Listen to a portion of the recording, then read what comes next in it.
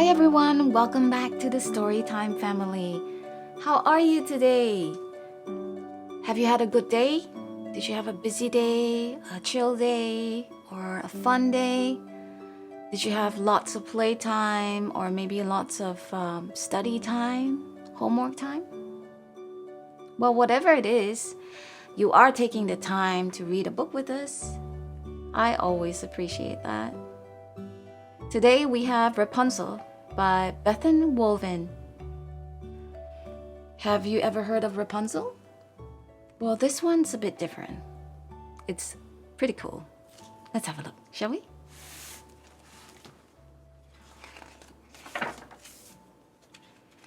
Rapunzel. Rapunzel lived all alone in a tall, dark tower. She was trapped there by a witch who visited every day. Rapunzel, Rapunzel, let down your hair, called the witch. And then, using Rapunzel's hair as a rope, up she climbed, because that was the only way to the tower. Every day, the witch brushed Rapunzel's hair. Swish, swish. Then, snip, snip, she stole some golden locks to sell for riches. As she left with her treasure, the witch cackled. You can never escape, Rapunzel. Leave the tower, and I will put a terrible curse on you. But was Rapunzel frightened? Oh no, not she. If the witch could use her hair to get in, Rapunzel could use it to get out. So one day, she did. After climbing down from the tower, Rapunzel pulled her hair free and looked around. Then she started to explore. The thought of returning to the tower made her sad. It's a shame about that witch, she thought to herself. So Rapunzel made a plan. She worked on it secretly every day. And with the help of a new friend she had made from the forest, she was always safely back in the tower before the witch came. The witch never suspected a thing until one day. Rapunzel! The witch found a leaf in Rapunzel's hair. But was Rapunzel frightened? Oh no, not she. The wind must have blown it through the window, she said boldly. Well, remember, snarled the witch. If you ever leave the tower, I will put a terrible curse on you. And with that, she grabbed the end of Rapunzel's hair and climbed out of the window. But the witch did get far before snip, snip. She was sent tumbling to the ground. The witch's cursing days were done.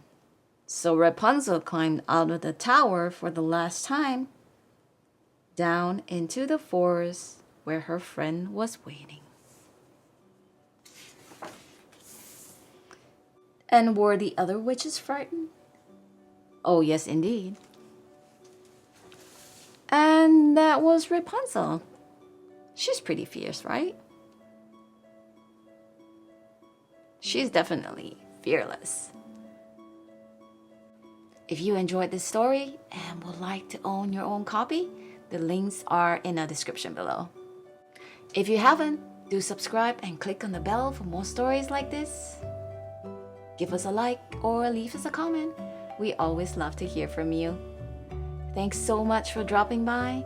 We'll see you again soon, and you take care. Bye-bye.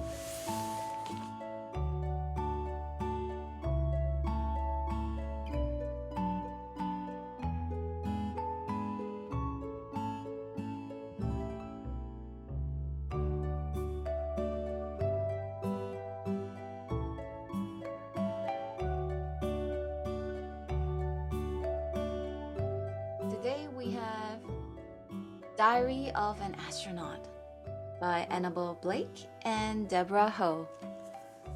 Let's check it out, shall we?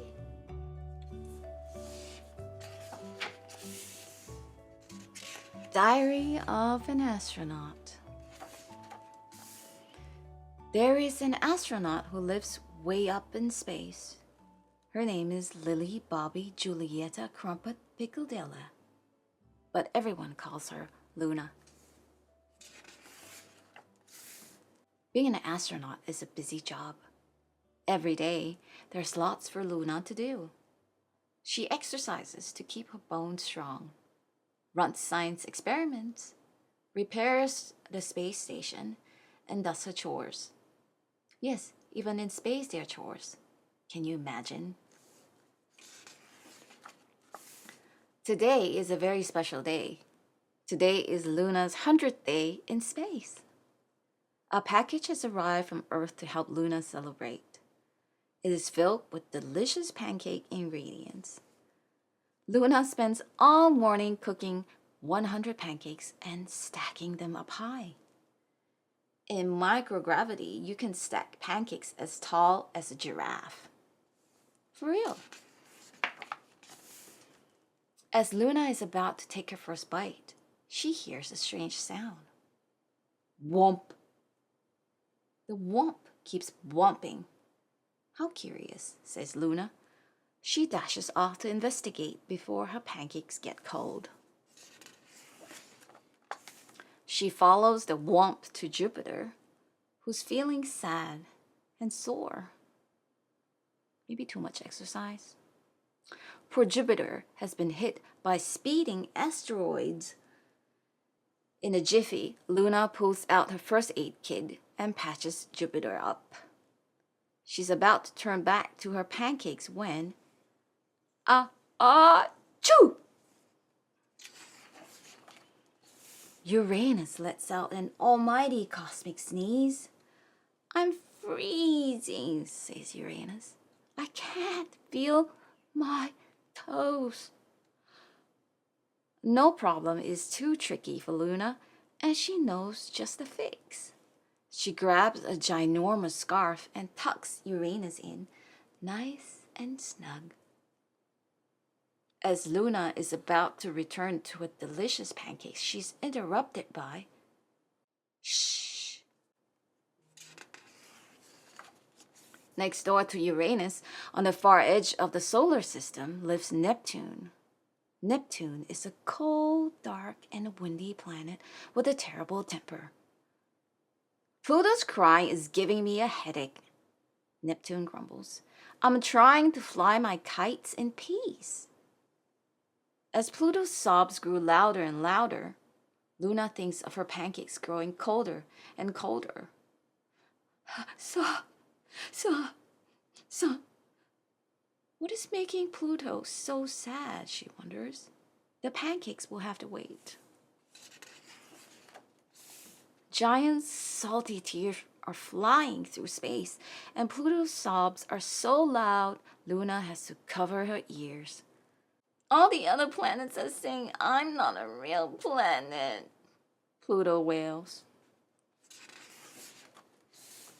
Luna's heart feels heavy. A crying planet is a sad, sad sight. Just as she's thinking of a way to cheer Pluto up, her radio buzzes. Help! Help! A terrible dust storm is raging on Mars. Curiosity, the rover, is trapped deep inside. Luna sweeps to the rescue. Help! As she emerges, a loud screech stops her in her tracks. I'm naked! Uh-oh. Usually Saturn is the most dazzling planet in the solar system with enormous, shimmering, swirling rings. But today, Saturn's rings are nowhere in sight. I woke up from my beauty nap and my rings were missing, says Saturn, blushing. I'm hideous, don't look at me. You still look beautiful. Derp, derp. Missing rings? Luna asks herself, as a flaming hot fireball whizzes overhead. Hee hee, but I didn't know you had a tattoo. Volcanoes are erupting, lava is bubbling, and Venus is trembling with fear. What is that monster? Screams Venus, pointing to a small black dot. Something has given Venus quite a fright. Luna peers in, and to her surprise, she spots Martha, her pet spider. Hello, Venus, I won't hurt you. Oh, nice to meet you, Martha. She scoops up Martha and is ready to take her home when, come back here! Luna and Martha take a detour past Earth to see what all the commotion is about. Someone stole my hat! I'm melting! Earth says in a panic. A hat thief? Says Luna. Her brain puzzles, her tummy grumbles, and Martha shouts, after them! So Luna sets off on a mad space chase. But the faster she flies, the hungrier she feels. Poor thing. Grumble, grumble, hungry, grumble, grumble, grumble. Feed me pancakes. Just as thieves are getting away, Luna has an idea. Aha! She presses a red button on her radio to call for help. Whoosh! Mercury, the fastest planet in the whole solar system, answers the call. Mercury zooms past and snatches the cheeky thieves before they escape. Gotcha! Saturn's rings, Neptune's kite, busted! Run-o! By the time Luna reaches Earth's hat, Saturn's rings, and Neptune's kite, the day is almost over. Back home at last, Luna drools as she looks at her delicious banana berry sprinkle winkle chalk chip maple syrup pancake stack. She knows there is only one thing left to do. Pancake parties always cheer Pluto up. Being a planet is overrated anyway. These are delicious. They do look pretty delicious. Those are some happy planets. Do you love pancakes? Well, I do, and my boys can't never have enough pancakes. And that was Diary of an Astronaut. That was a pretty fun book, right? And educational too, I might add. You should get your own copy of this book. The links are in the description below.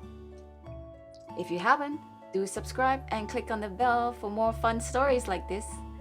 Give us a like and leave us a comment. We always love to hear from you. Till we see you again, you take care of yourself and your family and eat lots of delicious food. Bye-bye.